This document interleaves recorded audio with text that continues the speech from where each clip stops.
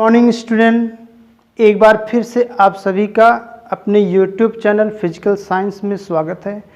और आज के इस लेक्चर में हम लेकर आए हैं ray optics and optical instrument का लेक्चर नंबर 70। और इस लेक्चर में आज हम पढ़ने वाले हैं खगोलीय दूरदर्शी। ठीक है, तो चलिए स्टार्ट करते हैं वीडियो को और समझते हैं खगोलीय दूरदर्शी क्या है। उसके पहले हम आपको बता दें दूरदर्शी क्या है। तो बच्चों, दूरदर्शी ऐसा प्रकाशिक यंत्र है जिसकी सहायता से दूर स्थित वस्तुओं का बड़ा व स्पष्ट प्रतिबिंब प्राप्त किया जाता है। अर्थात यह एक ऐसा उपकरण है, ऐसा प्रकाशिक यंत्र है जो दूर स्थित वस्तुओं का ऐसा प्रतिबिंब बनाता है जो हमारी आंख पर बड़ा दर्शन कोण बना सके। ठीक, चलिए देखते हैं खगोलीय दूरदर्शी क्या है। खगोलीय से तात्पर्य है आकाशीय पिंडों जैसे ग्रहों, उपग्रहों, अर्थात वह दूरदर्शी जिसको देखने के लिए जिसकी सहायता से खगोलीय पिंडों जैसे ग्रहों, उपग्रहों इत्यादि को देखने का प्रयोग किया जाता है, वो खगोलीय दूरदर्शी है। इसमें होता क्या है, इसकी रचना सबसे पहले हम पढ़ लेते हैं। इसमें क्या लगा रहता है, तो इसमें एक बेलनाकार पाइप के अंदर एक बेलनाकार पाइप होती है जिसमें दो उत्तल लेंस लगे होते हैं। एक बेलनाकार पाइप होती है जिसमें दो उत्तल लेंस लगे होते हैं। एक अधिक फोकस दूरी का पतला व लंबा लेंस लगा होता है जिसे अभिदृश्यक लेंस कहते हैं। अगर हम ये तो मैं अंदर किरण आरेख दिखाया हूँ, बाहर से देखा जाए तो ये है आपका अभिदृश्यक लेंस। अभिदृश्यक लेंस जो अधिक फोकस दूरी का पतला व लंबा लेंस होता है। अधिक फोकस दूरी का लेंस लेने से तात्पर्य ये है कि ये बड़े द्वारक का है, और जब बड़े द्वारक का लेंस होगा तो अधिक से अधिक प्रकाश की किरणों को अपने अंदर प्रवेश करेगा ये, यानी अधिक से अधिक प्रकाश की किरणें इस लेंस से होकर अपवर्तित होंगी। तो यही कारण है बड़े द्वारक या अधिक फोकस दूरी या पतले व लंबे लेंस का प्रयोग करने का, जो अभिदृश्यक लेंस के रूप में यहाँ प्रयुक्त है। और दूसरा, कम फोकस दूरी का छोटा व मोटा लेंस लगा होता है। ये छोटी फोकस दूरी का होता है और छोटे द्वारक का भी होता है, और इस लेंस को नेत्रिका लेंस कहते हैं। यहाँ किरण आरेख में आपको यहाँ दिखाया गया है, ये है नेत्रिका लेंस। ये छोटे फोकस दूरी का होता है, तो ये है आपका नेत्रिका लेंस। और ये दोनों लेंस एक बेलनाकार पाइप के अंदर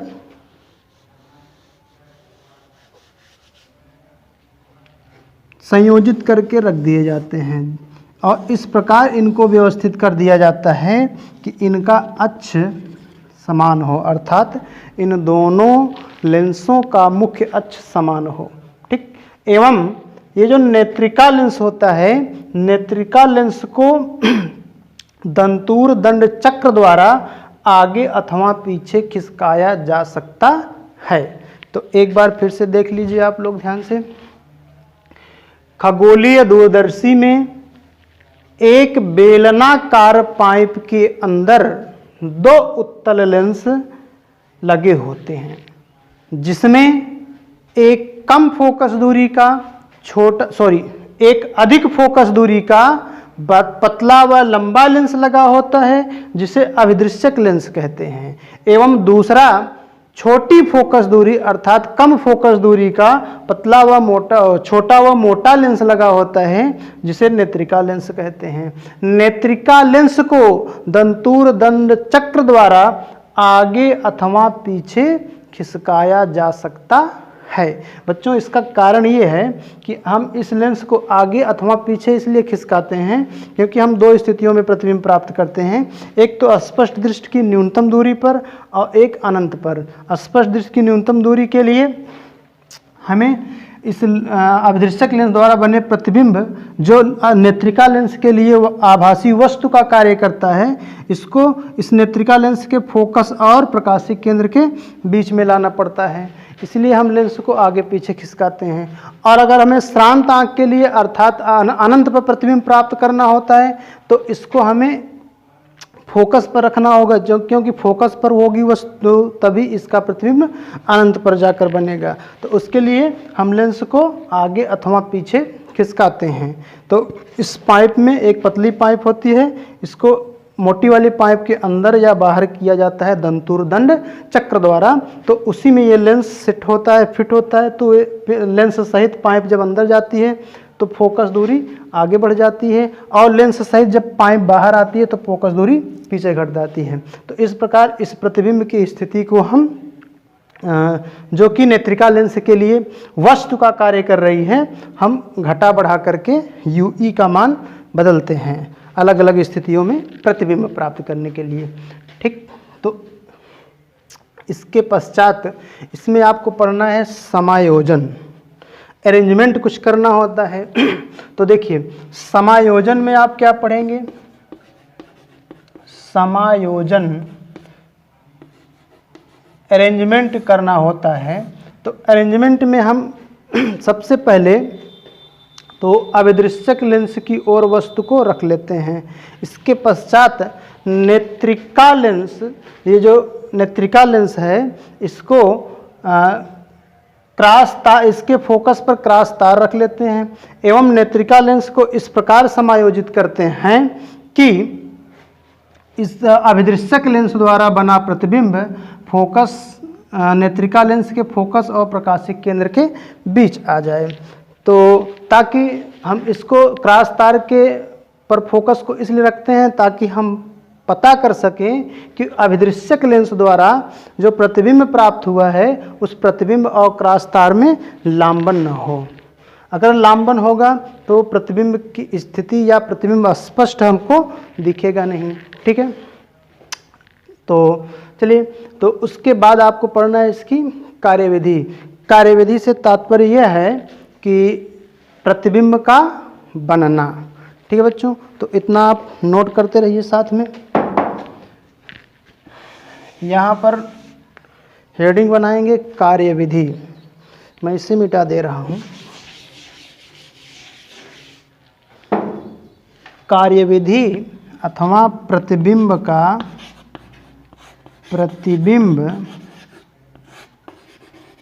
का बनना।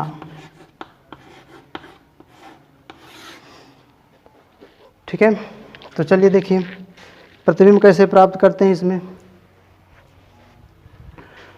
तो खगोलीय दूरदर्शी द्वारा दूर स्थित आकाशीय पिंडों का स्पष्ट व बड़ा प्रतिबिंब प्राप्त करने के लिए सर्वप्रथम अभिदृश्यक लेंस को वस्तु की ओर एवं नेत्रिका लेंस को नेत्र की ओर रखते हैं।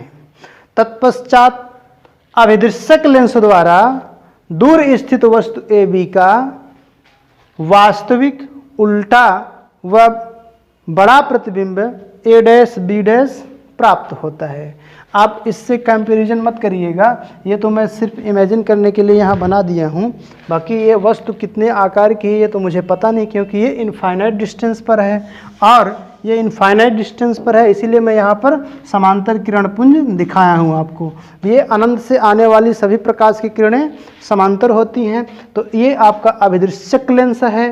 अनंत से आने वाली प्रकाश की किरणें अगर हम अभिदृश्यक लेंस को वस्तु की ओर रखें तो सर्वप्रथम अभिदृश्यक लेंस पर पड़ेंगी। और आप सभी को पता है अनंत से आने वाली प्रकाश की किरणें या समांतर प्रकाश किरण पुंज जब किसी लेंस पर आपतित होता है, किसी लेंस पर पड़ता है, तो या तो वह उसके फोकस पर जाकर मिलेंगी या फोकस तल पर, अगर उत्तल लेंस है तो। अगर अवतल लेंस है तो फोकस से निकली हुई प्रतीत होंगी अपवर्तन के बाद, या फोकस तल से निकली हुई प्रतीत होंगी।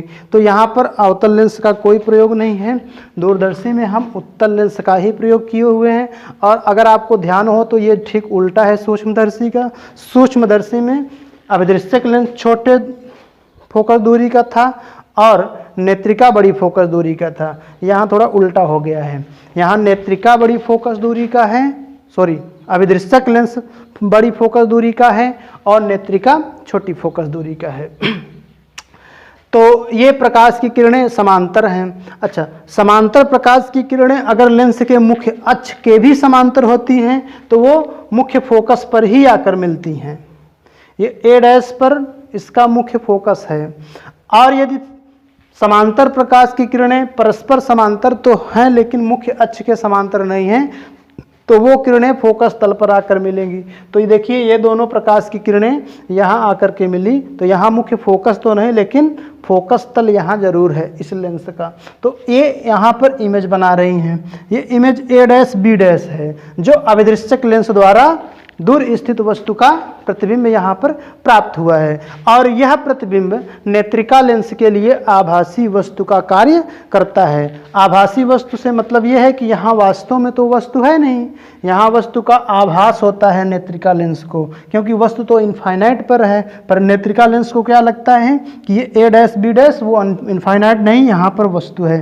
तो यह A' B' नेत्रिका लेंस के लिए आभासी वस्तु का कार्य करता है। और नेत्रिका लेंस इस वस्तु A' B' का आभासी, सीधा व बड़ा प्रतिबिंब A" B" बनाता है, जो वस्तु के सापेक्ष बड़ा, उल्टा व स्पष्ट होता है। और यह प्रतिबिंब आँख पर बड़ा दर्शन कोण बनाएगी वस्तु की तुलना में, इसलिए यह प्रतिबिंब बड़ा दिखाई पड़ता है और स्पष्ट दिखाई पड़ता है। ठीक है बच्चों, तो एक बार आप फिर से ध्यान से सुन लीजिए और वीडियो की स्पीड कम करके या वीडियो को पॉज कर करके आप नोट्स भी करते चलिए। अपना नोट्स जरूर बनाइए। तो खगोलीय दूरदर्शी द्वारा दूर स्थित आकाशीय पिंडों का स्पष्ट व बड़ा प्रतिबिंब देखने के लिए सर्वप्रथम अभिदृश्यक लेंस को वस्तु की ओर एवं नेत्रिका लेंस को नेत्र की ओर रखते हैं, आँख के साइड रखते हैं। तत्पश्चात अनंत से अनंत दूरी पर स्थित वस्तु से चलने वाली प्रकाश की किरणें अभिदृश्यक लेंस पर आपतित होती हैं, जिससे अभिदृश्यक लेंस दूर स्थित वस्तु का बड़ा, उल्टा व वास्तविक प्रतिबिंब A' B' अपने फोकस तल पर बनाता है, जो नेत्रिका लेंस के लिए आभासी वस्तु का कार्य करता है। एवं नेत्रिका लेंस इस आभासी वस्तु A' B' का बड़ा, सीधा व आभासी प्रतिबिंब A" B" बनाता है, जो वस्तु के सापेक्ष बड़ा व स्पष्ट होता है। और यह प्रतिबिंब आँख पर बड़ा दर्शन कोण बनाती है। ठीक है, तो ये अंतिम प्रतिबिंब है। अब अगर हमें इस खगोलीय दूरदर्शी की आवर्धन क्षमता देखनी है तो ये क्या है, अंतिम प्रतिबिंब। तो आवर्धन क्षमता जब हम निकालेंगे तो अंतिम प्रतिबिंब द्वारा आंख पर बना दर्शन कोण और वस्तु द्वारा आंख पर बना दर्शन कोण। तो अंतिम प्रतिबिंब ये जो है, हम अगर माने कि ये नेत्रिका लेंस पर हम आंख अपनी रखें, यहाँ आंख रख करके चेक करें तो ये इमेज एंगल बनाएगी यहाँ पर। तो इस कोण को हम मान ले रहे हैं बीटा, अंतिम प्रतिबिंब जो बीटा कोण बना रही है। और वस्तु की प्रारंभिक स्थिति से ही हम कोण का भी पता कर लेंगे। तो ये जो वस्तु कोण बनाएगी उस कोण को हम मान ले रहे हैं अल्फा। आप ज्योमेट्री में पढ़े होंगे, अगर दो रेखाएं एक दूसरे को प्रतिच्छेदित कर रही हैं, काट रही हैं, तो उनके प्रतिच्छेदन बिंदु पर शीर्षाभिमुख कोण, आमने सामने वाले जो कोण होते हैं वो भी आपस में बराबर होते हैं। तो ये इधर का कोण भी हो जाएगा आपका अल्फा। ठीक, अगर ये अल्फा तो ये भी अल्फा, और ये तो बीटा है आपका। तो हमें अब निकालना क्या है, खगोलीय दूरदर्शी की आवर्धन क्षमता। तो चलिए खगोलीय दूरदर्शी की आवर्धन क्षमता मैं यहाँ नीचे लिख दे रहा हूँ। आवर्धन क्षमता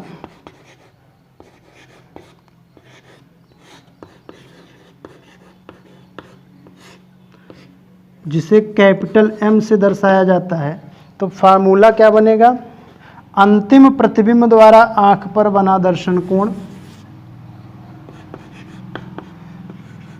अंतिम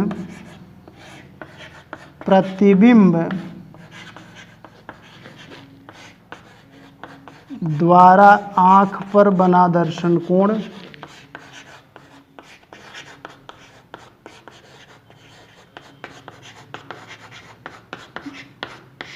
जो बीटा से दर्शाया जाता है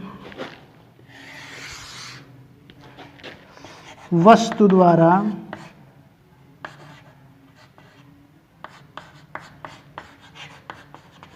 आँख पर बना दर्शन कोण,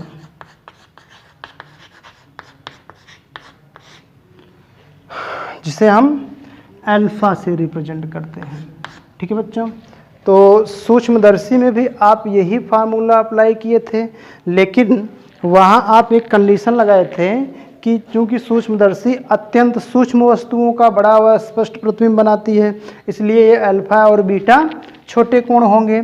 यहाँ भी अल्फा और बीटा छोटे कोण ही होंगे, परंतु छोटी वस्तु होने के कारण नहीं, बल्कि वस्तु अत्यधिक दूर यानी अनंत पर होने के कारण बहुत छोटा कोण बनाएगी। अर्थात जब वस्तु पास में होती है तो बड़ा दर्शन कोण बनाती है, और जब वस्तु दूर होती है तो छोटा दर्शन कोण बनाती है। तो यहाँ वस्तु बड़ी तो है, आकार में बड़ी है, परंतु अनंत दूरी पर होने के कारण ये छोटा दर्शन कोण बनाएगी। तो हम आगे लिखेंगे इस फार्मूले को।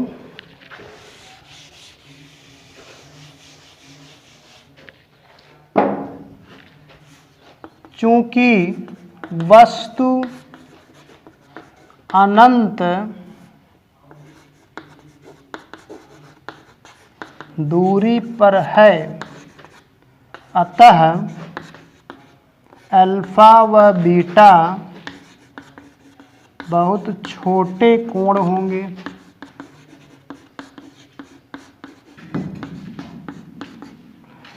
यदि अल्फा और बीटा अत्यंत सूक्ष्म कोण है तो आप अल्फा इज इक्वल्स टू लिख सकते हैं tan अल्फा, और tan अल्फा का जो फार्मूला होता है परपेंडिकुलर अपॉन बेस, यानी लंब बटे आधार। तो चलिए अल्फा आपको मिलेगा इस साइड से, देखिए ये एक ट्रेंगल है आपका बी डैश ए डैश ओ, तो इस ट्रेंगल में बी डैश ए डैश ओ में जो परपेंडिकुलर है वो ए डैश बी डैश है, ए डैश बी डैश, और इसका जो आधार है ओ ए डैश है, ओ ए डैश। ठीक है, तो A dash B dash upon O A dash हो गया आधार यहाँ से यहाँ तक का। इसी प्रकार आप निकाल सकते हैं बीटा की वैल्यू, तो बीटा इज इक्वल्स टू बन जाएगा formula tan beta.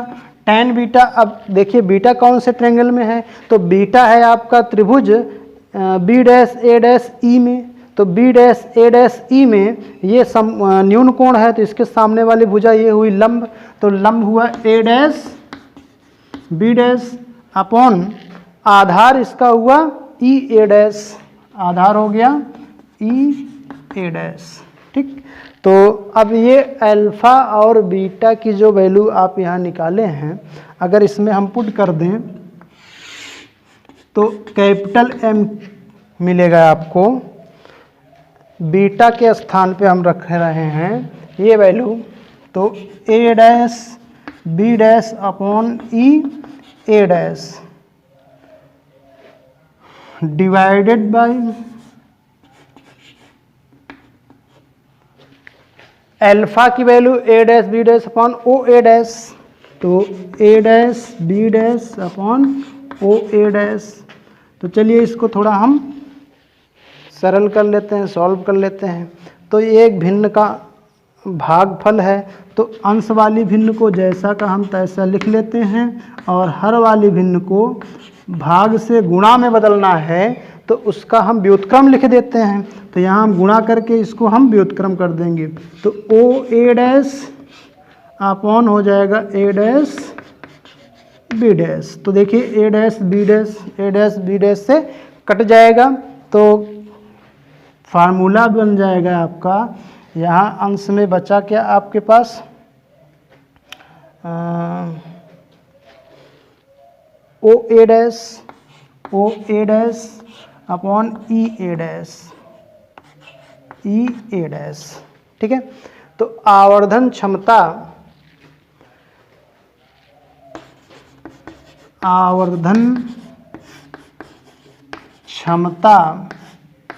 Capital M is equals to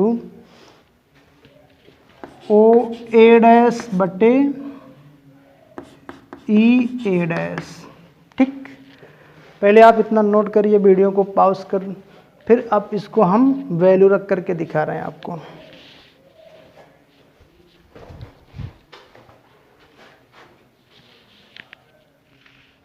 ठीक है बच्चों, देखिए आगे।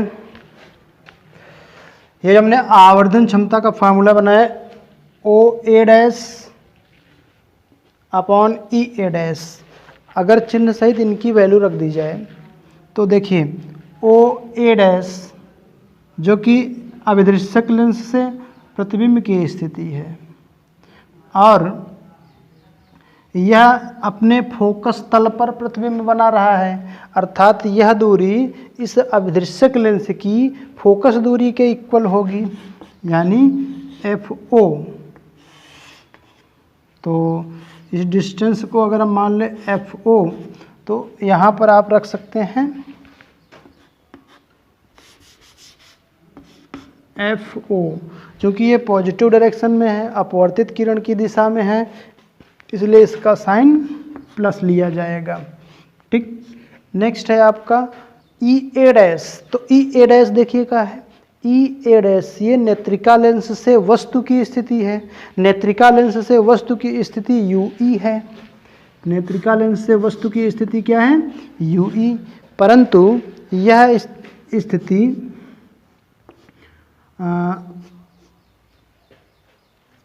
आपतित निगेटिव डायरेक्शन में है, अर्थात ये अपवर्तित किरण की दिशा में नहीं बल्कि आपतित किरण की दिशा में, आपतित किरण की ओर है, निगेटिव वाली डायरेक्शन। तो यहाँ हम क्या रख देंगे, माइनस। तो ये फार्मूला बन जाएगा आपका माइनस एफ ओ बटे यू ई। ठीक, इसे आप ऐसा भी लिख सकते हैं माइनस एफ ओ इंटू 1/यू ई। ये है खगोलीय दूरदर्शी की आवर्धन क्षमता का व्यापक सूत्र। अब इसमें हम संयुक्त सूक्ष्मदर्शी या यौगिक सूक्ष्मदर्शी की तरह दो विशेष स्थितियां पढ़ेंगे, जिसमें पहली स्थिति है जब अंतिम प्रतिबिंब स्पष्ट दृष्टि की न्यूनतम दूरी पर बने। यानी ये जो किरण आरेख आपको दिख रहा है स्क्रीन पर, ये वही किरण आरेख है जहां प्रतिबिंब स्पष्ट दृष्टि की न्यूनतम दूरी पर बन रहा है। तो इसके लिए स्पष्ट दृष्टि की न्यूनतम दूरी के पदों में फार्मूला क्या हो सकता है, तो उसको अगर आप वीडियो अच्छे से देखे होंगे आपको ध्यान में होगा। तो हमने नेत्रिका लेंस के लिए ये सारी वैल्यू निकाल करके लेंस फार्मूला लगाया था। तो अगर हम नेत्रिका लेंस के लिए वैल्यू कैलकुलेट करें यहाँ पर, तो देखिए नेत्रिका लेंस के लिए, ठीक, तो नेत्रिका लेंस के लिए वस्तु की स्थिति क्या हो जाएगी, पहले तो V प्रतिबिंब की स्थिति क्या हो जाएगी। तो प्रतिबिंब की स्थिति जो, चूँकि नेत्रिका लेंस जो है, यहाँ देखिए नेत्रिका लेंस ये है आपका, तो नेत्रिका लेंस के लिए प्रतिबिंब कहाँ बन रहा है, स्पष्ट दृष्टि की न्यूनतम दूरी पे बन रहा है, तो हम लेंगे D, परंतु ये नेगेटिव डायरेक्शन में है इसलिए हम क्या लगा लेंगे माइनस D। U की वैल्यू क्या होगी नेत्रिका लेंस के लिए, U यानी प्रतिबिंब वस्तु की स्थिति। तो नेत्रिका लेंस के लिए वस्तु अनंत पर नहीं है, बल्कि नेत्रिका लेंस के लिए अभिदृश्यक लेंस द्वारा बने प्रतिबिंब A डैश B डैश ही है जो इसके लिए आभासी वस्तु का कार्य कर रहा है। तो ये है वस्तु की स्थिति जो हम UE माने हैं, परंतु यह भी निगेटिव डायरेक्शन में है तो हम इसमें भी लगा लेंगे माइनस UE। और इसकी फोकस दूरी क्या हो जाएगी FE, क्योंकि नेत्रिका लेंस उत्तल लेंस है, उत्तल लेंस की फोकस दूरी धनात्मक होती है। तो ये वैल्यू हुई। अब लेंस फार्मूला लगा दें हम, लेंस सूत्र, लेंस सूत्र 1/f is equals to 1/v minus 1/u से। अब इसमें अगर ये सारी वैल्यू हम पुट कर दें तो देखिए क्या प्राप्त होता है। तो f की वैल्यू क्या है, एफ ई पॉजिटिव साइन के साथ, और 1/v की वैल्यू क्या है आपकी माइनस डी, माइनस 1/u की वैल्यू क्या है आपकी माइनस यू ई। तो ये हो जाएगा माइनस यू ई, माइनस में है इसलिए इसको हम ब्रैकेट में रख रहे हैं। तो 1/fe इज इक्वल्स टू, तो ये हो जाएगा 1/d माइनस साइन के साथ 1/d, और ये माइनस माइनस हो जाएगा प्लस, तो हो जाएगा प्लस 1/ue। ठीक, हमें चाहिए 1/ue की वैल्यू। हम 1/ue की वैल्यू अगर यहाँ पुट कर दें तो हमें एक नया फार्मूला मिल जाएगा। तो इसको हम इस साइड उठा लाएं, ये 1/de इधर प्लस में है, इधर आएगा तो माइनस में हो जाएगा। तो 1/ue की वैल्यू मिलेगी आपको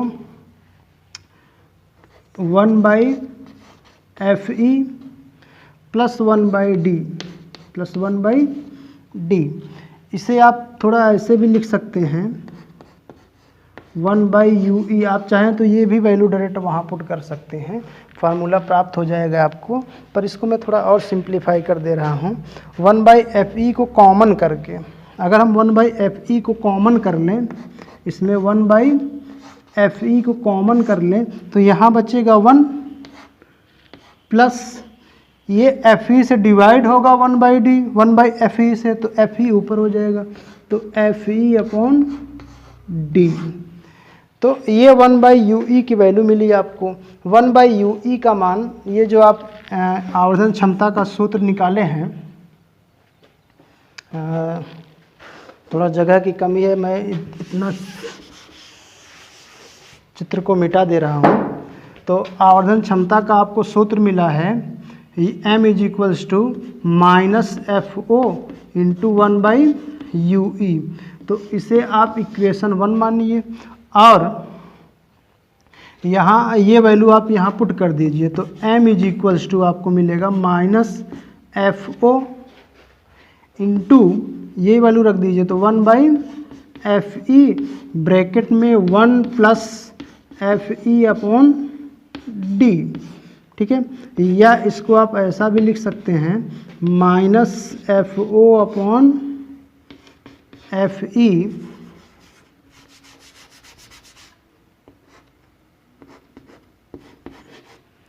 ब्रैकेट में 1 प्लस FE/d। तो ये उस स्थिति में खगोलीय दूरदर्शी के आवर्धन क्षमता का सूत्र है जब अंतिम प्रतिबिंब स्पष्ट दृष्टि की न्यूनतम दूरी पर प्राप्त हो रहा हो। तो आप इसे नोट करें, वीडियो को पॉज कर।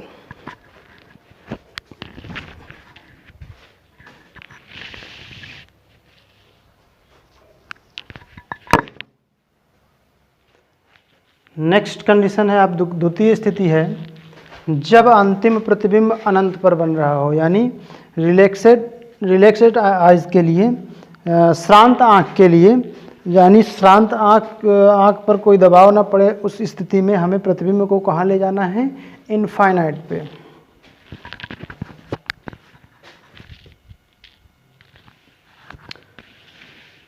ओके बच्चों, देखिए नेक्स्ट है आपका जब अंतिम प्रतिबिंब अनंत पर प्राप्त हो रहा हो, अर्थात श्रांत आँख के लिए फार्मूला क्या बनेगा। तो उसमें आप ये रे डायग्राम बनेगा आपका, ये चेंजिंग इस तरह की आएगी। यहाँ जो प्रतिबिंब हमें दोनों लेंसों के बीच में प्राप्त हो रहा था, अब ये प्रतिबिंब कहाँ जाएगा, इनफाइनाइट पर, क्योंकि हमने इस प्रकार इसको समायोजित किया कि इस नेत्रिका लेंस जो है आपकी, ये जो नेत्रिका लेंस है, दंतोर दंत चक्र द्वारा इसको पीछे खिसका करके मैंने इसका फोकस जो बाहर था, दोनों के फोकस एक ही पॉइंट पर कर लिया। ये ऑलरेडी अपने फोकस पर प्रतिबिंब बना रहा था और मैंने इसका भी फोकस यहीं कर लिया, FE यहीं कर लिया, FO की डिस्टेंस भी यहीं है और FE भी यहीं है। यानी इस बार नेत्रिका लेंस के लिए वस्तु A', B' उसके फोकस पर है। तो अगर उत्तल लेंस के फोकस पर कोई वस्तु रखी गई हो तो वह उसका प्रतिबिंब अनंत पर बनाएगी। तो इस बार जो नेत्रिका लेंस के लिए वस्तु की स्थिति होगी UE। अगर आप रे डायग्राम में ध्यान से देखें तो ये जो UE है FE के इक्वल है, क्योंकि इस बार ऑब्जेक्ट को इसके फोकस पर रख दिया गया है। तो जो फोकस दूरी होगी नेत्रिका लेंस की, वही वस्तु की स्थिति भी होगी। तो इस बार नेत्रिका लेंस के लिए